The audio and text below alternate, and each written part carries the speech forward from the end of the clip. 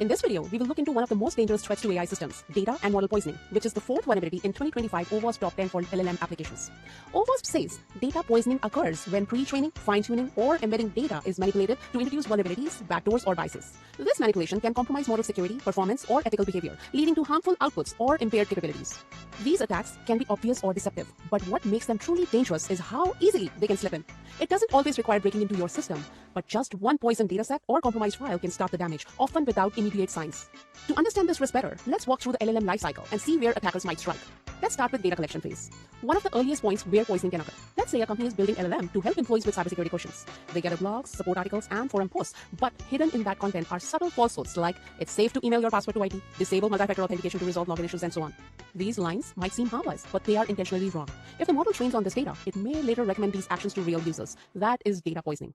And it does not stop there. Next stage in the lifecycle is labeling, where raw data is tagged so that the model can learn from it. Labels tell the model what's right and what is wrong. If this labeling data includes inaccurate tags, whether it is due to human error, faulty automation, or even malicious tampering, the model learns the wrong lessons. This quietly sets the model up to fail. And because it happens so early, problems may not show up until the model is deployed. Now let's take a look at a real-world example. In 2018, Google's anti-abuse team noticed something odd. Spammers were repeatedly marking spam emails as not spam.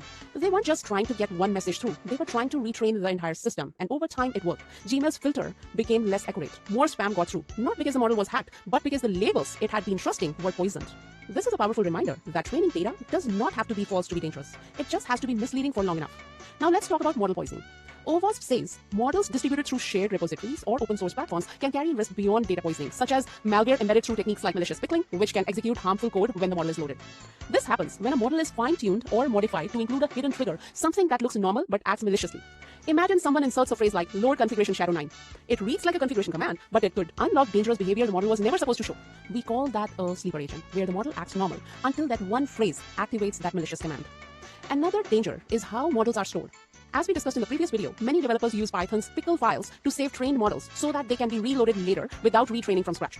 But pickle files run code when they are loaded. So if an attacker modifies one of these files, simply opening these files can trigger malware, install spyware, or open a backdoor in your environment.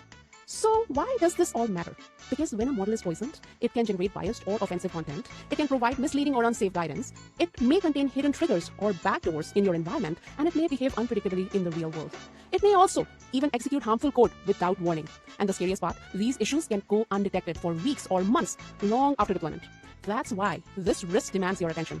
Even if your pipeline looks clean, every stage of the LLM lifecycle, from data collection and labeling to model storage and deployment, can be a target.